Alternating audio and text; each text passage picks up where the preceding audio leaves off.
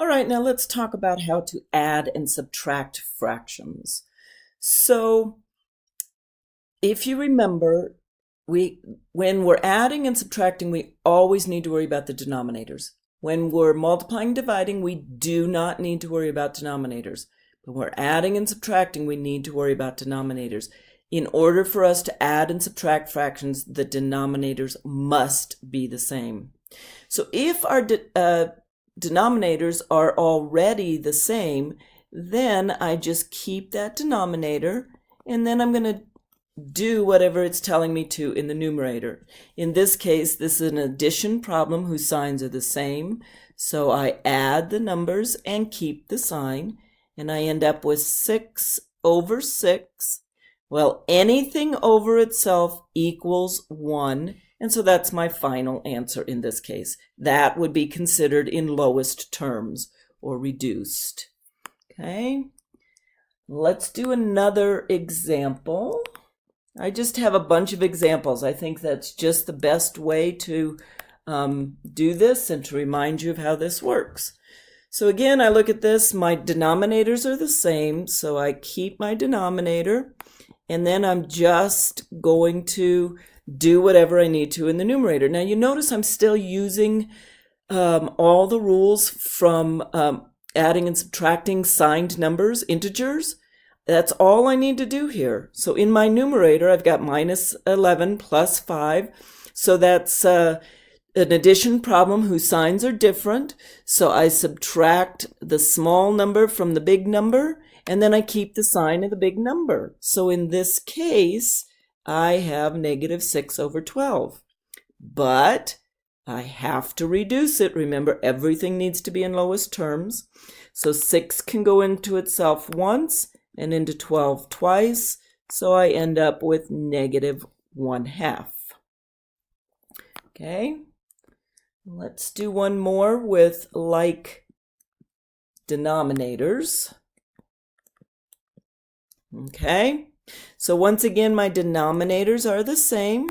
So now all I need to do is whatever's going on in the numerator. So this is an addition problem whose signs are the same. So I add the numbers and keep the sign. And this one can't be reduced, so negative 5/9 is my final answer.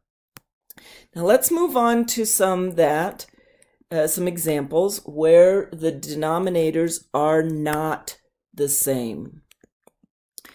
So when the denominators are not the same, I need to find my LCD, lowest common denominator.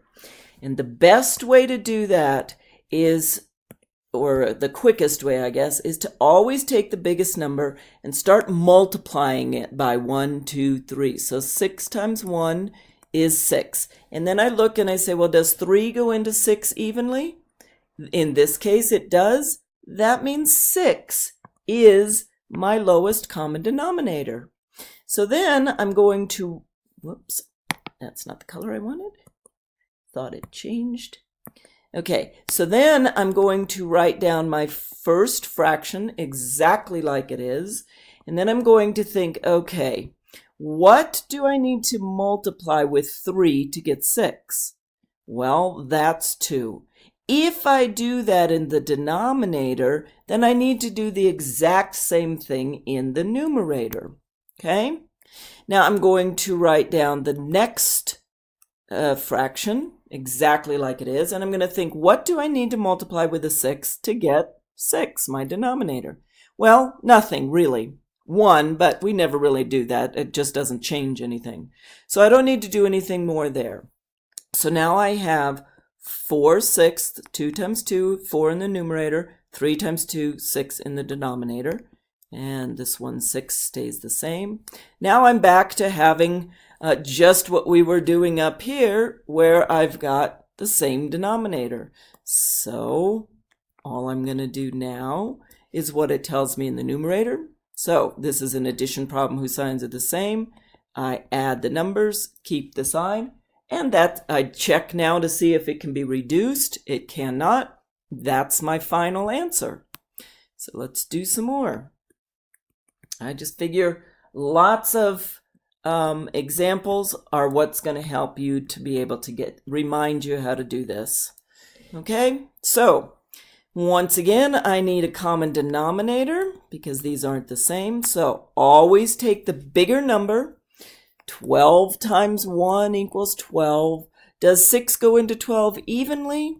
It does. So that means 12 is my lowest common denominator. So I take the first one exactly like it is. Okay. What do I need to multiply with 12 to get 12? Nothing really. So I don't do anything there. Then I write the next one down exactly like it is. What do I need to multiply with 6 to get 12? Well, I need to multiply 2. If I do that in the denominator, I need to do it in the numerator. Okay? So now I've got 1/12 minus 10. 5 times 2 is 10. 12. 6 times 2 is 12. So now my denominator is the same in both. And now I'm just going to do what I need to in the numerator. Well, in the numerator, it's an addition problem whose signs are different. So I subtract the small number from the big number. 10 minus 1 is 9. And take the sign of the big number. And this is what I get. But 3 can go into each of these. So 3 can go into 9 3 times. And 3 can go into 12 4 times. So my final answer, remember, always has to be reduced, is 3/4. Okay, what was that, 5? Let's do 6. Okay, so -5/12 plus 9/16. Okay, so again, I'm going to have to get an LCD. Take the bigger number. So 16 times 1 equals 16. Does 12 go into 16 evenly? It does not. So 16 times 2 equals 32. Does 12 go into 32 evenly? It does not. 16 times 3 equals 48. Does 12 go into 48 evenly? Yes, it does. So 48 is my lowest common denominator. And you would just keep doing this as long as you need to until both numbers go into the number that you got, always using the biggest number. Okay, so I'm going to write this down exactly like it is. What do I need to multiply with 12 to get 48? Well, that's 4. If I do that in the denominator, I need to do it in the numerator. And then I need to write down my other fraction exactly like it is. And what do I need to multiply with 16 to get 48? Well, that's 3. If I do it in the denominator, I need to do it in the numerator. Come on. Okay, so now -5 times 4 is -20. 12 times 4 is 48. 9 times 3 is 27. 16 times 3 is 48. So now I have common denominator in both of them. So that's what I'm going to have. And now I just need to do whatever it tells me in the numerator. So in the numerator is an addition problem whose signs are different. So I subtract the small number from the big number. So 27 minus 20 is 7. Keep the sign of the big number. And this cannot be reduced. So this is my final answer. Okay. That was 6. Let's do 7. 4 minus 2/3. Well, remember, any whole number can be turned into a fraction just by putting it over 1.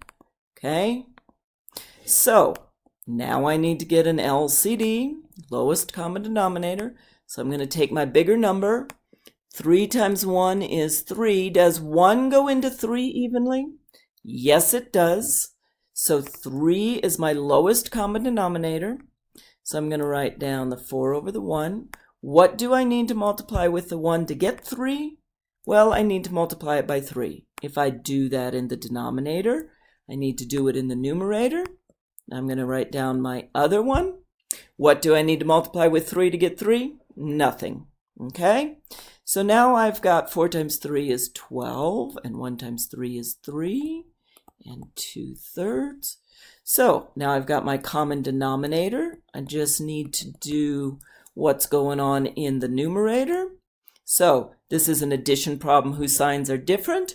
I subtract the small number from the big number and keep the sign of the big number. And this is 10/3.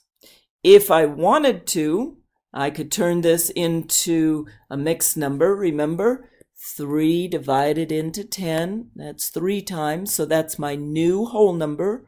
3 times 3 is 9. I subtract. 1 is the leftover. It becomes my new numerator, and my denominator always stays the same. I will talk about this in the next video even more.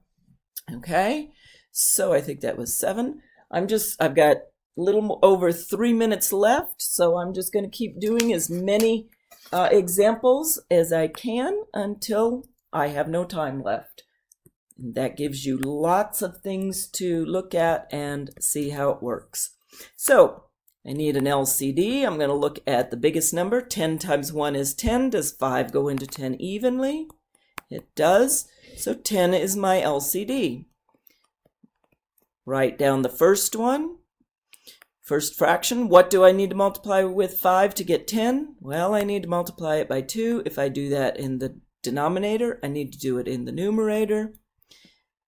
3, and then I write down the second fraction. What do I need to multiply with 10 to get 10? Nothing. So now I've got 2/10 and 3/10. So 10 is my denominator. Whoops. I'm thinking ahead here. All I need to do now is whatever it tells me in the numerator. So that's an addition problem whose signs are the same. I add the numbers, keep the sign. Oh, this one can be reduced. 5 goes into itself once and into 10 twice. So my final answer is 1/2. Let's see if I can get one more in here. Let's do 3/4 minus 5/6. So LCD. 6 times 1 is 6. Does 4 go into 6 evenly? It does not. 6 times 2 is 12. Does 4 go into 12 evenly? It does. So what do I need to multiply with 4 to get 12? Well, that's 3. If I do it in the denominator, I need to do it in the numerator. Now let's write down our second fraction exactly like it is. What do I need to multiply with 6 to get 12? Well, that's 2. If I do it in the denominator, need to do it in the numerator. So now I've got 9/12 minus 10/12. So I've got 12. 9 minus 10, 12. In the numerator is an addition problem whose signs are different. So I subtract the small number from the big number. So 10 minus 9 is 1, and I keep the sign of the big number. So in this case, -1/12. I think we might actually have time for one more. I think this is number 10. Let's see if I can get it in before time is out. -5/12, 5/9. So I'm going to need an LCD. 12 times 1 is 12. Does 9 go into 12 evenly? Nope. 12 times 2 is 24. Does 9 go into 24 evenly? Nope. 12 times 3 is 36. Does 9 go into 36 evenly? Yes, it does. So 36 is my LCD. So I'm going to write down the first fraction exactly like it is. What do I need to multiply with 12 to get 36? Well, that's 3. If I do it in the denominator, I have to do it in the numerator. You might have to finish this one all by yourself. Looks like I'm almost out of time. 9 times 4 is 36. So now I've got 36 in my denominator. That's -15 plus 20. And that is 5/36. I skipped a couple of steps. See if you can figure it out.